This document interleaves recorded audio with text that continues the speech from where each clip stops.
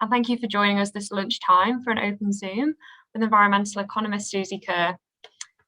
Charlie Keeling Aho. I'm a senior advisor in the communications and engagement team at the Commission, and I'll shortly explain how the session is going to run today. But before I do that, I'm just going to hand over to Phil Wiles, principal analyst in the land team, to lead us into this session for the Karakia. Kia ora, Phil. Tēnā koutou katoa. Welcome all, as we're just waiting for Suzi to make her way through the rain. Just as an opening karakia, talk about nurturing the life force, the spirit and the land around us, and the sacredness. So, poipoi a te mauri, poipoi a te wairua, poipoi a te tapu, poipoi a te whenua o Papatūānuku. Thanks, Charlie. Kia ora, Phil, thank you. So just while we wait and before we get started properly, those of you familiar with these sessions will be used to this, but it'd be really great if you could please write your name and the organisation or community you represent into the chat box while I'm just explaining how the session is going to work today. It's always really good to see who's joining us since we can't see your faces. We're really privileged to have Suzi join us today alongside Commission Chair Dr. Rod Carr and Principal Economist Chris Holland for a panel discussion on the intersection of climate action, climate change policy and economics.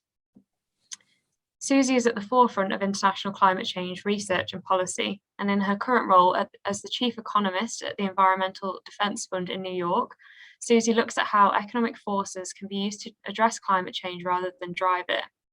So we're very fortunate to have Suzi join us today with her wealth of experience. We're shortly going to hear from Suzi on her work, where she'll probably present for 20-25 minutes, roughly half of the session, before we have a panel discussion with Suzi, Rod and Chris, where they'll be discussing what Suzi's just presented on. I will then be leading audience Q&A with our panel, so where you'll have the opportunity to ask questions. As usual, you should see a Q&A box at the bottom of the screen where you can type your questions throughout. We might not have a chance to cover all questions in the session, but we'll try to get to as many as we can. If you do want to speak to each other or share your thoughts, please feel free to use the chat. It's always good to see your conversations, and it can be a really good place to share your thoughts and any helpful resources. I also want to let you know we are recording this session, so anyone who was unable to make it can watch it on our website afterwards. And I believe we're just waiting a little bit longer for Suzi. So I'm just going to hand over to Rod to give us another brief introduction and kind of explain why it's really great that we've got Suzi here and why this is important for our work here in Aotearoa.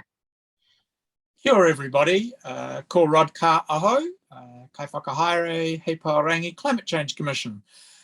It's a pleasure to be back and an opportunity to frame the conversation that we are going to have with Suzi. It's very clear from Suzi's own background that she is well versed in the arts and science of economics, of public policy making, and of climate and climate policy in particular. I first met Suzi when I was a director of MOTU, one of New Zealand's philanthropically funded research centres of excellence. And in that capacity, she was certainly an outstanding executive leader, as well as an extremely competent, smart person. It's a loss to New Zealand temporarily that she's off in New York with the Environmental Defence Fund, but we will get her back. So it is good that she is able to be with us today. The framing of this conversation is in part about the role of markets and economics in helping support climate policy and drive climate action to reduce greenhouse gas emissions.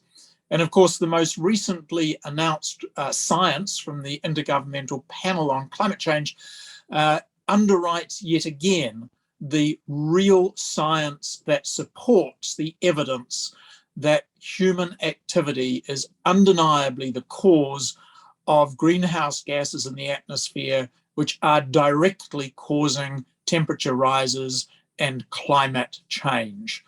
In a way, the science is done. Yes, we can do more and understand more about ocean carbon cycles, about soil carbon cycles, and we must do more to make sure the science is developed and evolved.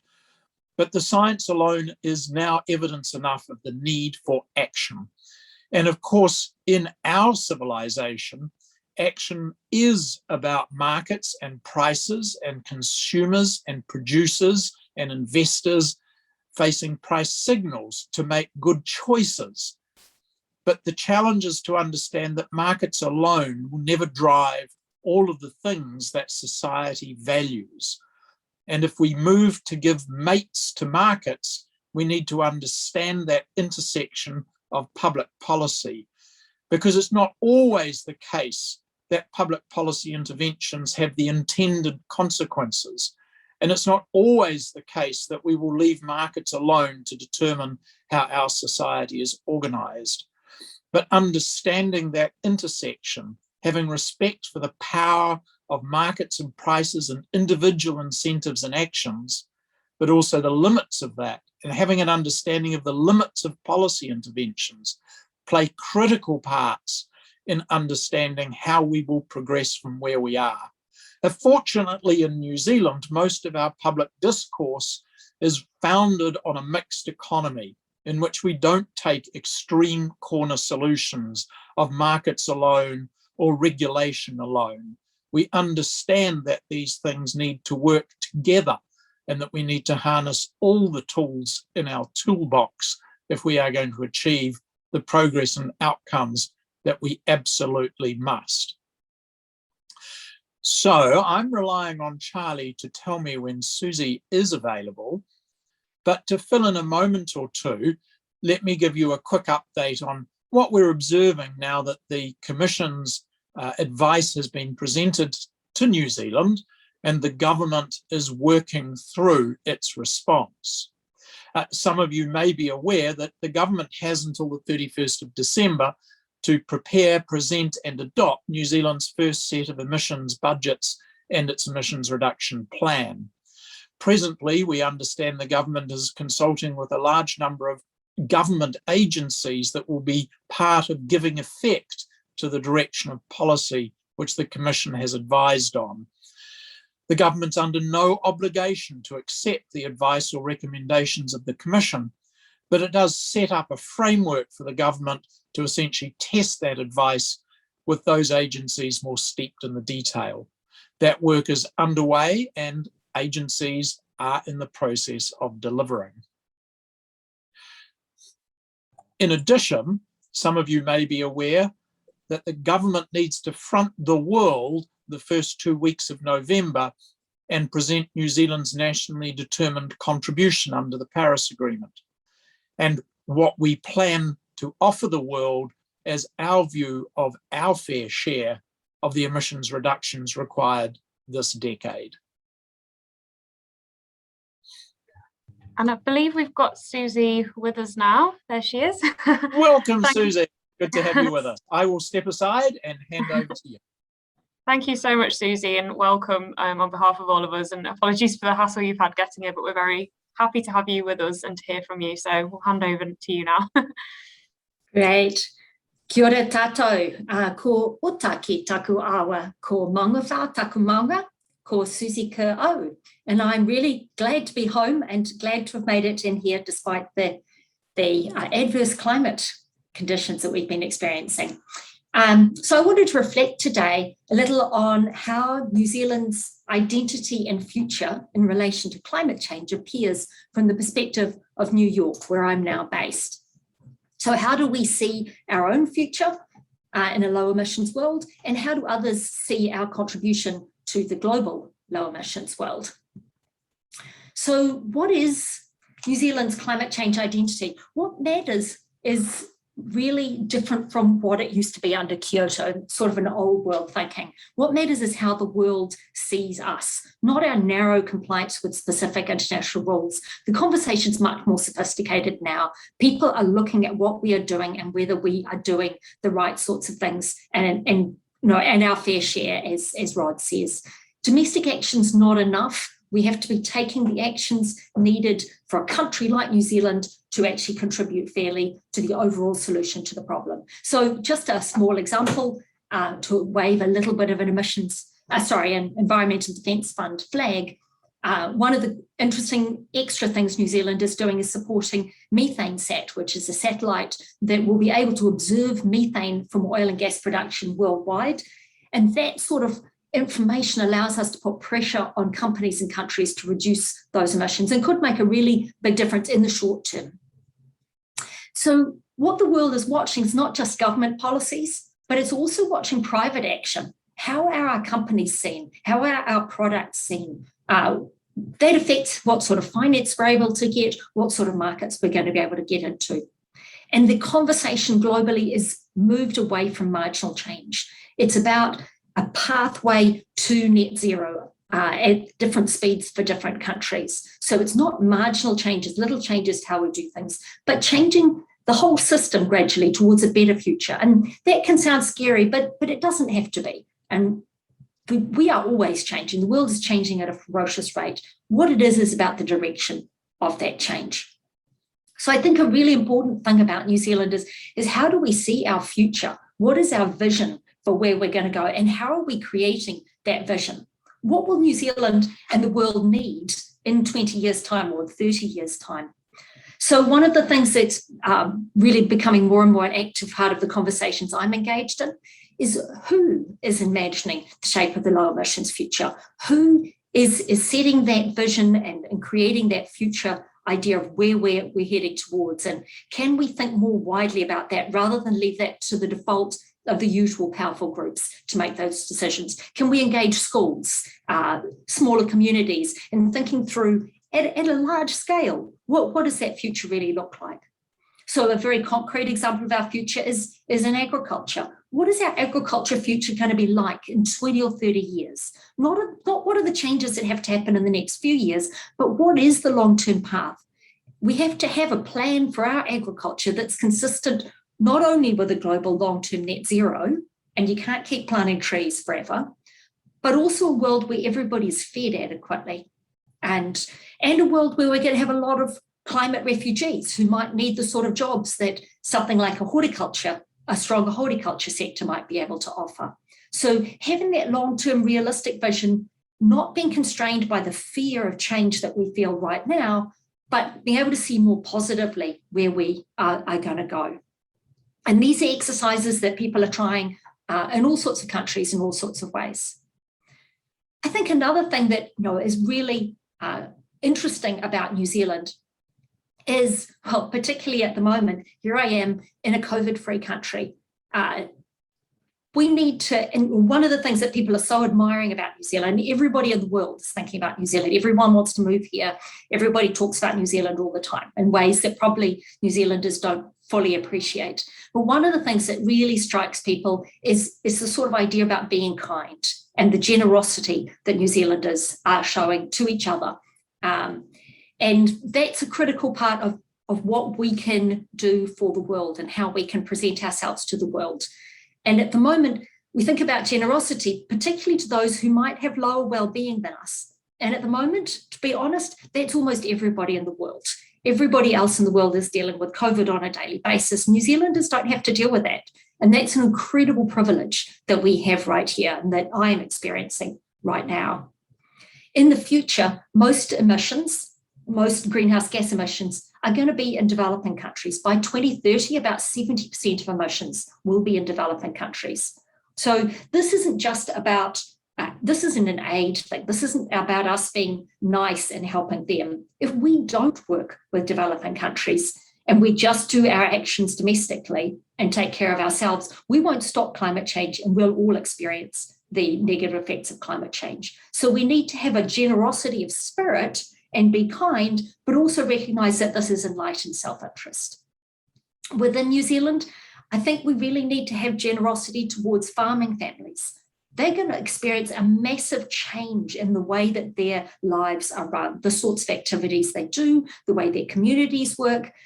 If we don't manage the transition well, they could lose a lot of equity. And that's really unfair because most of us are not losing equity. Most of us, particularly those who own houses, are busy becoming wealthier by the day. So we need to recognise that transition for rural communities is hard and help where we can in facilitating that transition in a way that they lead, because they are the ones who know what really needs to happen.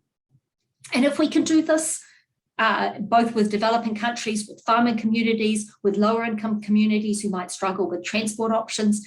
This can make a better world for all of us. Kinder people are happier, we know that, and kinder societies have less conflict. So this is enlightened self-interest, as well as just being morally better. Wanted to touch on a couple of other things that are very, very active in international conversations. There's an enormous conversation in the US and also in Europe around equity in a way that I have never seen before in my times, particularly in the United States. And climate change brings some real challenges for equity, and the sort of changes that we're going to need to make for climate change bring some challenges. When you have change, it usually benefits those who are already wealthy and hurts those who are poor. And we need to be very aware of that and actively watch for the situations in which we could be biasing things towards the wealthy unintentionally or worse, intentionally. We need to be aware of community and job transitions that are going to have to happen, particularly for those who are vulnerable and won't be able to easily manage those transitions themselves, and help to empower them to find and implement solutions that really work for them. We need to worry about power. Who has the power? As we make this transition, who is being listened to? Who are the voices who are getting to actually determine the nature of the conversation, to set the agenda and drive the way we do things? We often look at industry as voices and the need to consult with industry. Well, what is industry exactly? And is it the jobs in the industry? Is it the owners of the companies? What happens if we don't meet the needs of the voices who are representing industry? Are they worrying us with concerns about job loss or loss of competitiveness? Are those concerns really as serious as they make them out to be? Do we really need to meet their needs as strongly as often they would present? These are things that we really need to challenge and to explore. We don't need to just give in to the voices that are either going to block change or who are going to demand special treatment during that change, just because they happen to be the powerful voices now. We need to consider those who don't have power and how we can give them more power.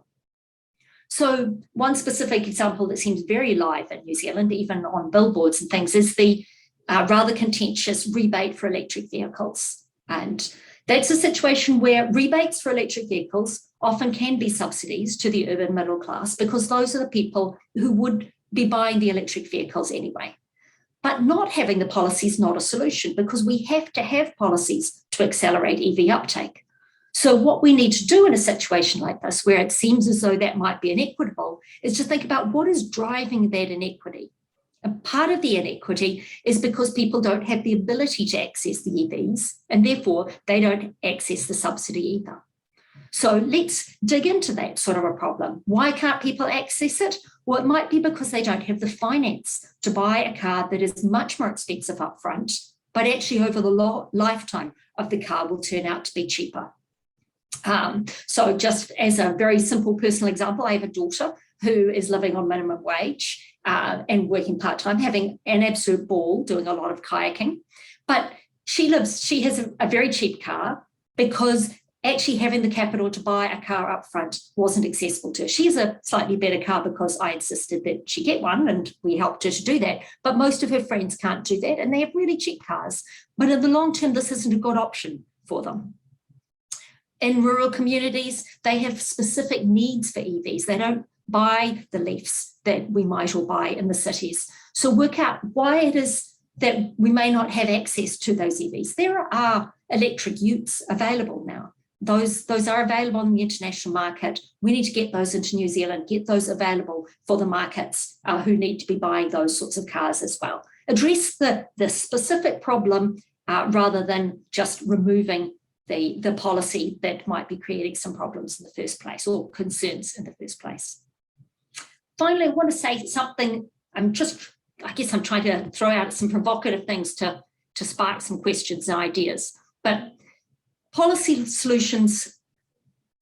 policy solutions that fit the problems. We need to focus on identifying what the problems are and then get policy solutions for that. There is no silver bullet. In New Zealand, we tend to be really, really focused on one policy, and particularly the emissions trading system, as though that's going to solve all the problems. So either we think it's going to solve all the problems and we just need to get it perfect, or we blame it because the problems don't go away even though we have it. And neither of those is a reasonable response. You need to have a package of policies, because there isn't one reason why we are in the world we are. To move to a cleaner world is going to require a number of different changes. So an example of this is the challenges of reforestation with natives relative to Pinus radiata. And there's some concern that we're going to end up with far too much Pinus radiata. And in the modelling that I was involved with when I was back at Motu, we did a lot of work showing how radiata could end up, covering quite large parts of the country as a response to high emission prices. And that's not a good outcome for all sorts of reasons: for fire, for biodiversity, for local aesthetic values, etc. But the problem is not necessarily just about the total amount of radiata pine, it's about where the radiata pine is. So there are some places we really don't want to have radiata pine or other exotics. And so we can focus on that problem. And if we reduce the places where the radiata goes, we will at the same time reduce the total amount of radiata pine that we get.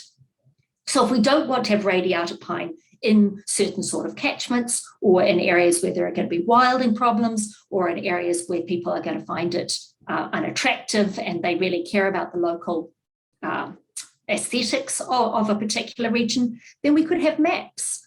Regional council or the national government or the central government could have maps that say where you get ETS eligibility or where you're allowed to put on exotics. Current rules would enable that sort of constraint on exotics, but it would require some active decision-making and planning at different levels on where we would be happy to have exotics and where we're not. And where we do want to have forest, we can actively pursue forest in those places. So, for example, if we particularly want to have native forests in a particular area, we need complementary policies that work with the ETS to encourage use of the ETS and uptake of planting of those forests in those places. So don't think of this as one, we just have to get the ETS right.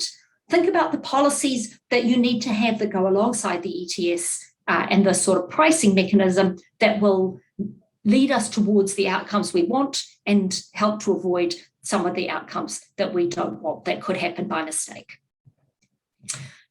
More generally on policy, it's very exciting to see New Zealand moving forward to an ETS that's really fit for purpose. We totally need to set a cap on the ETS emissions, which is most emissions in New Zealand, and floor and ceiling prices that are consistent with three things. So they need to be consistent with our nationally determined contribution, which is sort of our contribution to global climate mitigation, both now and what our contribution is going to be over time, as it will inevitably become more ambitious. It needs to be consistent with our long-term goals, which will be related to our nationally determined contribution over time, but also needs to be consistent with how much of our contribution we're going to do domestically relative to how much we're going to contribute to international mitigation. So the ETS is about the domestic component, and we also have a really important component of our contribution, which is going to happen internationally in some way. Ambition in climate is not equal to action within New Zealand. New Zealand is a tiny country. Most of the mitigation has to happen elsewhere. It's also worth remembering that the ETS is a backstop policy. It's not the only policy. If it has a cap that is set appropriately and prices set appropriately, it will ensure that we meet our domestic budgets, but it's not going to get there on its own, or at least not at prices that New Zealanders are going to be willing to accept. It needs to be part of a package of actions, all sensible, carefully thought through actions. Any large economic shift, like the sort of shift we're trying to induce here, requires investment in human capacity, it requires infrastructure, it requires changes in regulations. Those all have to be part of the package that goes alongside the ETS. And if those actions are very effective, then ETS prices can be much, much lower, and the overall cost to New Zealanders will be much lower. And finally, thought for the private sector and for those of us who are lobbying, it's not just about government. Climate action is not just about government policies. New Zealanders still have a bit of this sort of socialist tradition almost to think that we just need to lobby the government and the government will solve the problems. The private action is critical. Most mitigation investment is done by the private sector. They are the ones who have the ability, the access to finance, the knowledge, and much of the motivation to our international peers comes through the private sector. So go New Zealand, go government, go private sector, and let's really make a great contribution here. Thanks.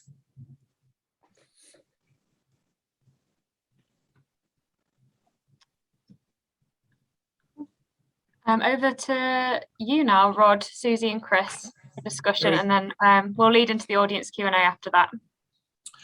Okay, I'll start. Suzi, thank you very much indeed for a very broad-ranging, comprehensive review, both of global perspectives on New Zealand, but also on obviously a rich and deep understanding of some of the issues confronting us.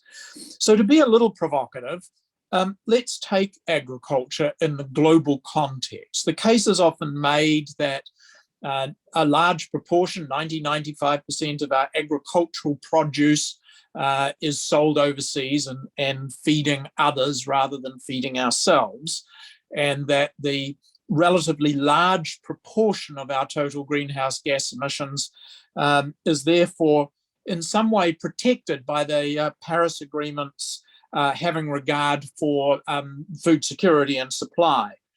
I wonder how you would think about that from an overseas perspective, looking at what we produce, how we produce it, and who we sell it to. That's a great question, and I think it's really about what we produce as much as anything. And so what you really want to do is think about a future where we're going to have, well, we now have 8.5 billion people, we're going to have more people, we want to feed them all well, and we're going to have climate change. So we're going to have a lot of challenges to our agricultural systems globally. And so if you think about it just from that nutrition perspective, you have to think, well, how are you going to feed all those people adequately in a challenging world? And that's going to involve very different sorts of production and probably quite different sorts of consumption than we have today. And there's huge issues around food waste, etc. There's huge potential gains in terms of productivity, but also it seems very unlikely that we're all going to be able to eat as much animal protein as we do at the moment. And now that plant protein is beginning to come through as a very real thing, a very acceptable thing, very shishi, at least around where I live, that's going to really fundamentally shift the system. It's hard to predict what the role is in that system for dairy products. I think red meat is out. Red meat is going to be a boutique-y, specialized, very rare thing. That I think that's going to have to be a change, only justifiable where there is land that can most sensibly be used only to produce that sort of product. So there are countries where some red meat, some ruminant meat is a critical part of local people's diets. And those are special sorts of situations. But in general, I just don't think that's going to be the way of the future. But dairy is a little trickier because it is high nutrition, but we'd have to think, who are we selling this to? What are we selling this for? How are we marketing it? Are we really marketing it so that it will meet the needs of 8.5 billion people? Or are we just marketing it to make as much money as we possibly can for New Zealand? And the ethical thing would be to be thinking, how can we best orient our production in a way that is going to meet the world's needs? And it may be that the world will impose that on us, but we could get a head start on that by saying, if the world's going to meet those needs, what is it going to impose on us? How can we actually start to meet those needs and make money out of doing it along the way, rather than wait until everybody's eating plant-based foods and people refuse to eat our dairy products. And one more from me, then I'm going to let the others have a go. One of the cases that is made is that in a global world, the climate doesn't care where the emissions come from or where abatement or sequestration occurs. and that you could observe some international avoidance and mitigation opportunities that may be substantially lower in cost than domestic action. So why wouldn't New Zealand just continue to emit and pay the lowest possible price it could to the country that could be persuaded to go with less than their share of emissions today and in the future? Yeah, great question. So, I mean, in a simple world, which is the world we used to think we lived in, then what you want to do is do the mitigation in the cheapest way possible globally. That doesn't mean you look for the cheapest marginal opportunities around the world. You think globally, everywhere is going to net zero. What are the different pathways of the countries, and which pathways do we need to accelerate now rather than have go slow? Which are the pathways that most logically, which countries should be mitigating faster than they would otherwise be? Which is a different problem from just saying where's the lowest cost mitigation option, because lowest cost depends on that full pathway in a way that we didn't used to think. The challenge with that is the credibility of that mitigation offshore. So how can we really be confident that the mitigation that is happening offshore truly replaces what we would have done domestically? And as we saw under Kyoto, just having a crediting system just does not achieve that. I'm terrifically skeptical about project-based crediting. There are projects that are good. There are, on average, there are some gains out of those approaches, but they're nothing like what the average proponent would push them to be. So what we're trying to do now is create much more credible methods to allow New Zealand to help a country like Colombia to accelerate its mitigation while it's on a pathway to net zero, but so that it reduces faster and that they get credited and we get to take some credit for their reductions only when they can show that they actually did really make a difference at a scale, at a large scale. So you could look at the emissions pathway of Colombia, you can look at modelling of what might have happened otherwise, and you're really confident that Colombia has low emissions than it would have had. That's really hard because it requires that Colombia is actually making transformational change at the economy-wide scale.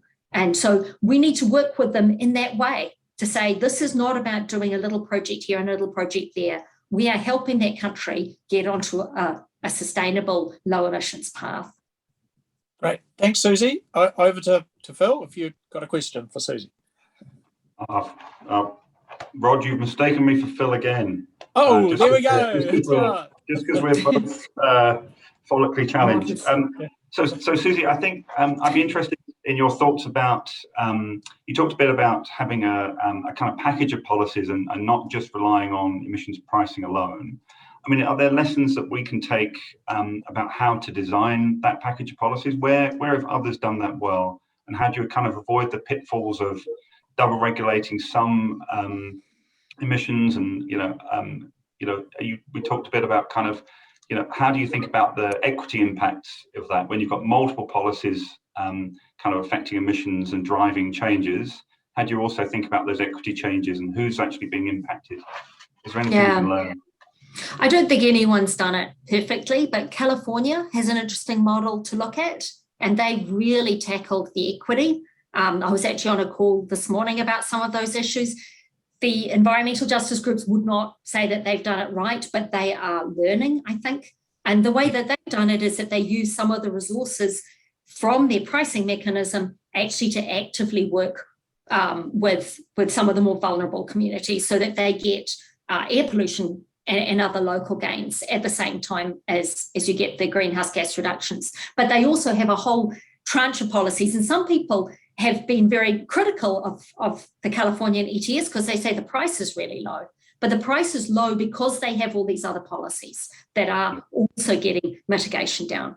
I think the real challenge, and you're seeing this very much at the federal level in the US now, is that some of these policies become a political football and it becomes pork. And you have to be very careful to analyse the policies, particularly where they involve large expenditures of money, to make sure that they are effective, that you're spending them in ways that are really going to be useful, but also that they're equitable, that they are not providing hidden gains to particular groups. And that's an ongoing political struggle, which I guess we just hope by making it more transparent, by providing better information on who's actually gaining out of these policies, it at least makes the politics more honest. There'll still be the same fights, but yeah. Yep, no, we're not going to get it right, but that shouldn't stop us trying. Yeah, and I think that's an interesting point about how those kind of it's making a coherent strategy when there's lots of policies moving around, and understanding how they all interact. And I think that might be an experience that we've seen here, where we talk about the feedback system as one measure which is coming first within the government's response to the budgets, but hasn't had yet the context of the other policies the government will need to put in place to meet those budgets. Just changing tack slightly, I mean, you talked about kind of we need to move away from a kind of marginalist kind of approach to meeting emissions targets, and kind of stepping out a kind of compliance approach of here's a target, what's the cheapest way to meet it? What's the role for economics then to help kind of guide that transition? Where should economists be focusing their efforts?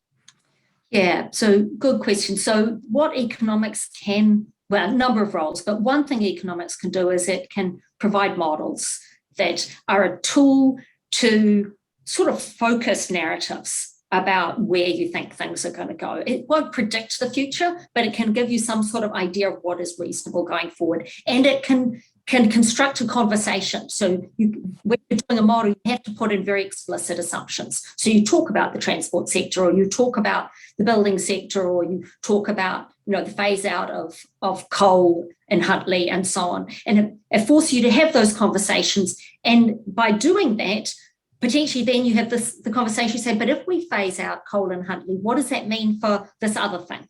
Or if we're going to do a shift to electrics, what does that mean for people who have to commute from South Auckland and might not have alternatives? And so that might then have you say, okay, if we're going to do that, then we need this other thing to happen and this other thing to happen. And it forces you to have a complete picture, but it is only a tool, and it needs to go alongside a conversation that involves a much wider set of voices who can identify those possibilities. That's going to be a great thing for us. We'd like you to prioritize that, or that's going to be challenging for us. We're going to need some other help in order to make that happen. And I think we have a bit of a problem globally, and I'm as guilty of this as anybody. We tend to do policies first and then we'll deal with the equity implications.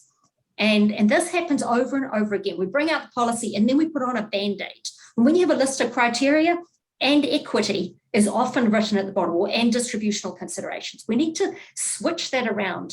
Do the equity stuff first. Do the distribution. Get the people who might normally be left out into the conversation right from the beginning, so they're shaping it, and so that they are always ahead. It's not that they get clobbered and then you bring them back again. They actually helped along the way, because this has been repeated over and over again. Yellow vests, protests in Nigeria. They've been having riots, and they had the riots in Santiago. They had riots in Bogota in Colombia. And it's always because the price comes in first, and then they say, oh, but we'll spend it in ways that will help you. But nobody really believes that. And they're right often not to believe it. So turning that around, saying, well, how do we make this work for everybody from the very beginning, I think is maybe a really helpful thing for us to think more heavily about. Absolutely. Thank you, Susie. Charlie, I'm really conscious that lots of other people have got questions, and so I think we should give them the opportunity to pick Susie's brain. Yeah, I'll go for that now. This one, and we will direct some of them to all three of you, but this one is on the subject of equity, so I'll direct this one to you, Susie. Noted that equity is becoming a big part of the discussion in the UK and US in particular. So from your perspective, which countries are doing well when it comes to a just or equitable transition? And are there any examples of initiatives that you've seen offshore from which Aotearoa can learn? I don't think anyone's doing terrifically well. I think the Europeans are probably most advanced in some ways among the developed countries. People speak very highly of the transformation in Germany and how they've managed some of particularly the employment implications and retraining programs and so on that they've done there. So I think that's one thing that would be worth looking more carefully at. Talking with people in the US, nobody has very positive stories to tell, which is not great.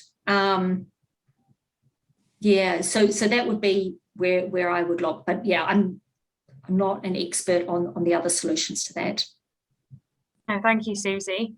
And we've had another question here, which I'll throw open to all the panelists. But a Ministry of Transport, I think this should be a report, found that driving has to halve by 2035 to meet the proposed carbon budgets, as well as rapid electrification. Their main tool is pricing driving. But how realistic is this politically when driving is at present subsidised? I don't know who wants to take that one first, but. So I think I'd pitch and say I'm not certain it's fair to say that the assumption is that it's pricing alone. In the demonstration path that the Commission used in providing guidance on the direction of policy, it was pretty clear that the emissions price embedded in the cost of diesel and petrol, given the inelasticity of demand, in other words, the lack of responsiveness of our demand for petrol and diesel to the price at the pump, is such that you can't rely on that price alone, that you'd have to drive that emissions price so high to get people to be unable to afford to operate an internal combustion engine car, that you would get some of the social disruption that Susie's referred to. So the consequences, we have to look at reducing the barriers and enhancing the enablers to get people in the circumstances where they can to choose low and no emissions mobility options. And it's not one size fits all. It's not telling the farmer who already walks to work every day that they're not allowed to take their ute to town. That was never the proposal. So we need to be very careful about allowing straw people to be erected so that others can light them on fire. The challenge for us is to accept that in some cases, some of our journeys can be consolidated into fewer journeys. In some cases, walking and biking might be an option if appropriate protected cycleways were in place. That public transport, if convenient and reliable and affordable, might be a viable alternative in some parts of New Zealand, but not everywhere and not all the time. And that low emissions vehicles are better than the current high emitting vehicles, even if they're not no emitting vehicles. But the idea that we should find it acceptable for people who do not need diesel to drive around urban areas to continue to buy at our expense high emitting vehicles is foolish. So we need to be careful about making sure we don't assume one size fits all, that price alone will not do this work, that markets need mates, and that this intersection of good policy and our willingness to change our behaviours rather than obfuscate and object is part of the pathway forward. Thank you, Rod. Did anyone else have anything to add, or happy to take the next question? How do you feel about the government using blunt policies instead of more complex but exact solutions? For example, introducing a diet management software to optimize diets for cows rather than a simple input tax on all feed.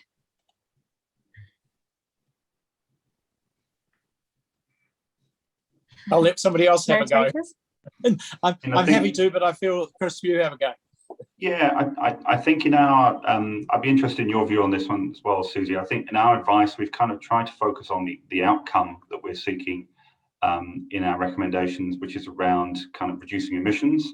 And one of the challenges we had in kind of making advice on emissions budgets is, as you said, you know, the technologies and the actions that individuals can take will vary. We don't know all of those things with perfect information, but we've got a good understanding about what could change in what circumstances and how likely certain things might be. So we've tried to stay away from kind of suggesting that we need a very prescriptive policy,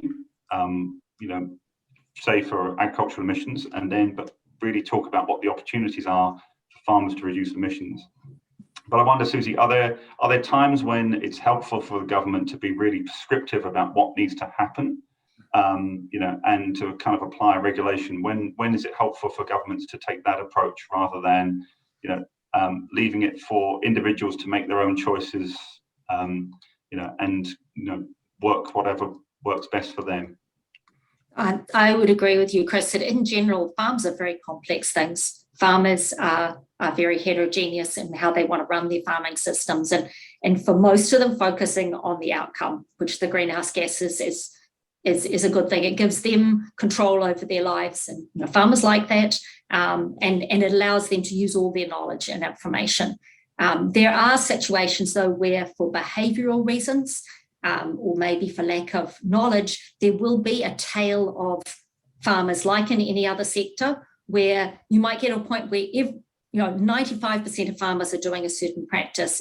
Everybody knows it's a good idea. They all agree. And the farmers are actually wanting to impose that on the tail and make sure that they actually come up to speed. And we do that in various animal welfare and other areas as well. But I would see that as something for dealing with that tail of people who just aren't behaving rationally for whatever reason. Yeah, or need other support to help them make those decisions. Yeah. Absolutely. Yeah. Thank you, Chris and Suzi. I've got another one here for you, Suzi. A good question. In your view, how is the US and international debate evolving around carbon border adjustment mechanisms? Interesting. It's in my inbox at the moment. And this is a terrifically live issue in the EU. In response to the sort of observation that they are moving really far ahead of a lot of other countries in their climate pricing. Their emissions price has got very high and they're beginning to feel the pain. And they are wanting to have even more ambition still, but they're surrounded by trading partners who don't have much ambition. And frankly, the US, I think, is one of those. And so there's a discussion on how to do that, but do that in a way that doesn't penalise developing countries and poorer countries. And that's one of the challenges that hasn't really been taken on, because it seems invidious of a very rich bloc like the EU as a whole. There are poor parts of Europe, but for the EU to be essentially taxing goods that are coming from poor countries. So that's something that I think is very alive debate, hasn't been dealt with. I think it would be better if you combined it with a carrot. So you say, we'll come and help you, we'll work with you to reduce your emissions. But if you don't work with us over time, we're going to start to put limitations on imports from your country. But at the moment, only the stick is being wielded. And I find that unpleasant sort of real politics sort of stuff. Weirdly, this is also a very prominent discussion in the United States, where there's a big push for carbon border adjustment mechanism. And I say weirdly because there is no carbon price in the US, at least at a federal level. It's quite unclear who they would be putting this border adjustment on. But it does, partly reflects the power of industry groups who don't want to be exposed to potential loss of equity if they face competition abroad.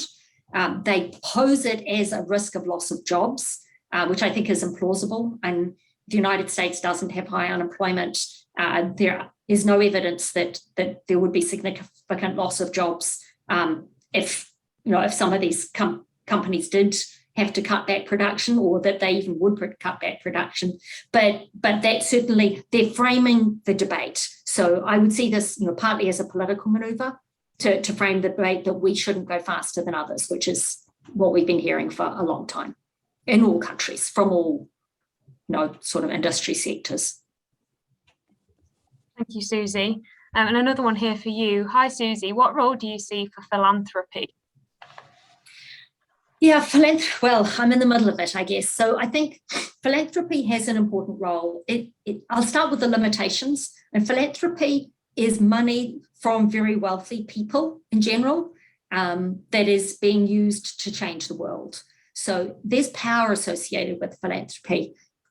Philanthropists, they're marvelous, wonderful people, but they're supporting their priorities. And so they're determining directions to a certain extent. So that's a limitation on it. We shouldn't expect or want that philanthropists or large private interests would be the major drivers of these sorts of changes, because with money goes power. But philanthropy can make a huge difference when it's sort of venture philanthropy, moving into spaces where others are not, where there needs to be risk. Philanthropists can take risks that others can't take, where you can demonstrate something that then could be replicable, but where the risks associated with that demonstration are too high for governments. And they can act much faster than governments can, and they're not subject to the same sort of constraints. So if you have a rich network of philanthropists so that there's a wide range of things that are being supported, I think it has a huge amount to contribute. But at that strategic level, it's not the trillions and trillions of dollars that are ultimately required to shift the economies. Thank you, Suzi. I'll throw this one out to all of you again, but how can insights from environmental economics help us model cost distributions for mitigation and adaptation in consideration of the negative impacts on the biosphere, i.e. a non-anthropocentric notion of equity? Suzi, you go first. Well, so we have models. They're limited, but you can model. They're called integrated models, where, for example, in New Zealand, we have models of land use that then link to models of water use and water quality, or link to models of biodiversity, habitat fragmentation, and so on. So if you can predict what the humans are going to do that is going to change the landscape or that is going to change the air, then you can say, well, what implications is that going to have for some of the natural systems that are associated with those? And those, I think, they're very useful tools. We've done a lot of this sort of modelling in New Zealand. Curiously, we have models that haven't been done in the United States. I always assumed the US was ahead, but they're really not. But they're conversation starters, because the models are never sophisticated enough, either in terms of the human behaviour or in terms of the natural behaviour. But it can really spot things that you wouldn't have thought of if you didn't create a model. So, for example, one of the things I remember is showing that if we met all our water quality targets by doing clever things on farms to reduce nitrate runoff, it might have no implications at all for greenhouse gases. So that sort of thing is something that a model can potentially show you. Or it can show you that however much we can use best practice on all our farms, we're still not going to meet our water quality goals. So there are things where you can't, the world is too complicated to see just as just by telling a story about each farm or each location or each sector. And you need a model to sort of pull those pieces together. And it's the same with the natural systems. The natural systems are complex. You know, a river system is not just one river. We might clean this bit up, but we're not cleaning up the whole system necessarily. So I think this stuff is terrifically valuable and critically important. We call these natural systems, but actually they're our life support. So we depend on those natural systems. They're just not things that we normally think of as part of our economic system. Thank you, Suzi. And we've got time for just a couple more, so we'll see how we get on. Behaviour change is important for impactful policy wins. Could you share how this has been embedded in the policy design process prior to implementation, if at all?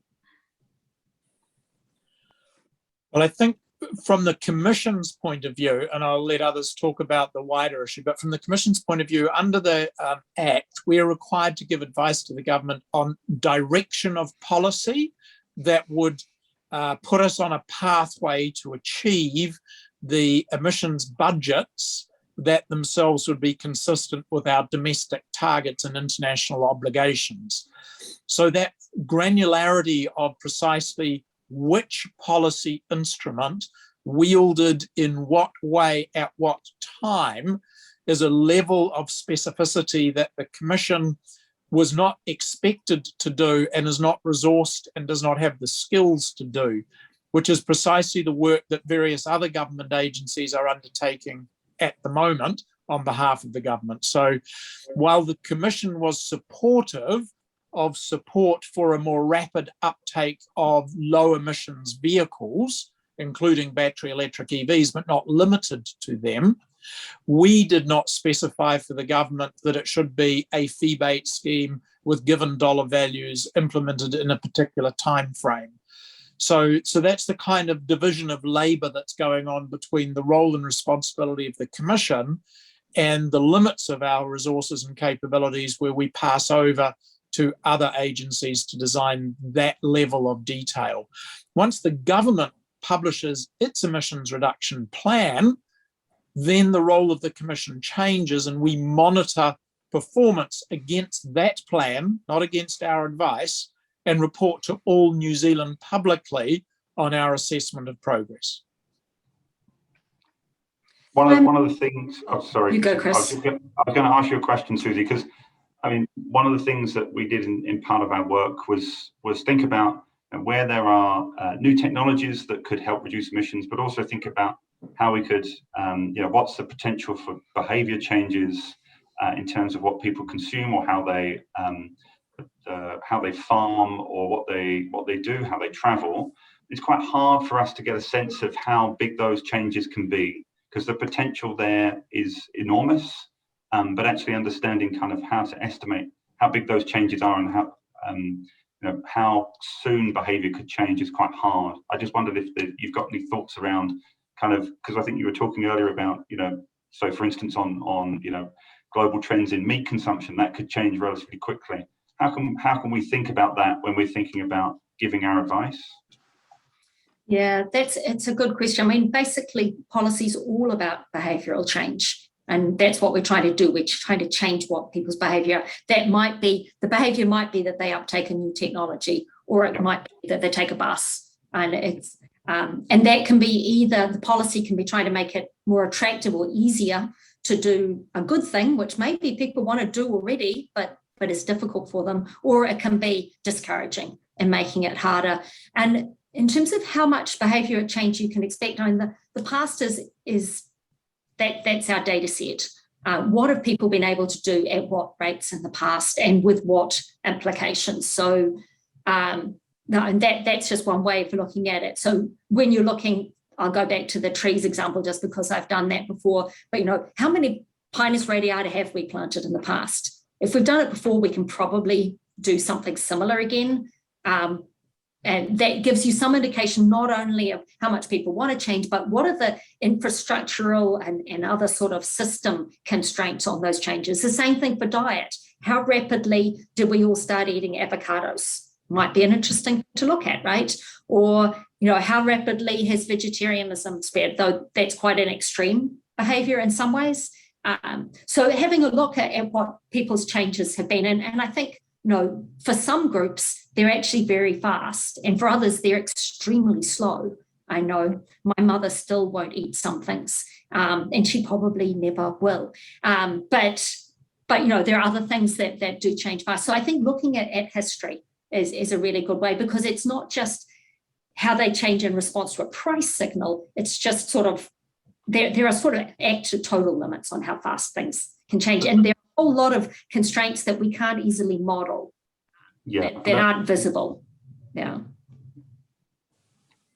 Thank you. I'm aware we're at 1 o'clock, but if everyone's okay, we'll just ask one quick final question since we had to start slightly late, and then we can wrap up. This one's for you, Suzi. Suzi, you said the world is watching us. Should the government heed assessments of NGOs like Climate Action Tracker, or just the official words of diplomats and UN reviews? It should look at both, but also make a positive case, because Climate Action Tracker, for example, uses one particular method to assess the ambition of New Zealand's target. And I actually haven't looked that closely at what they've done, but their their methods they're generic, they're created for the world. Everybody's situation is different. I think we need to do what the Climate Commission are doing, become very open and transparent about our modelling, about our pathway, about what we're doing, about what our shortcomings are, so that we can go to Climate Action Tracker and say, here's our modelling, this is what we think the real cost is of what we're doing. And if other countries are doing that as well, then you can say, well, we're imposing these sorts of costs, this sort of challenge to our society. That's comparable to this other country who is similar to us in some ways, or it's more ambitious than this other country who we might expect to go slower. But there isn't one simple answer to that. And the diplomats can tell you about rules, but this is not a game of rules anymore. The rules are just to sort of set some standard sort of procedures. What really matters is how we are perceived. And that's something we can influence by being more transparent and by doing better as well. Thank you, Suzi. That was really great. So we're coming to the end of our session now. Thank you so much for taking the time to join us today. It's been a huge privilege to hear from you and learn more about your experiences. And thank you to Rod and Chris for asking some great questions and helping to answer those we received from the audience. And thank you to everyone who joined us today and for your patience at the start of the session. We're glad that we could get Suzi to us relatively on time considering the circumstances. And it's been great to see some of your conversations in the Q&A and the chat as well. So have a fantastic rest of your day. I'm now going to hand over to Harriet to close us off with the karakia.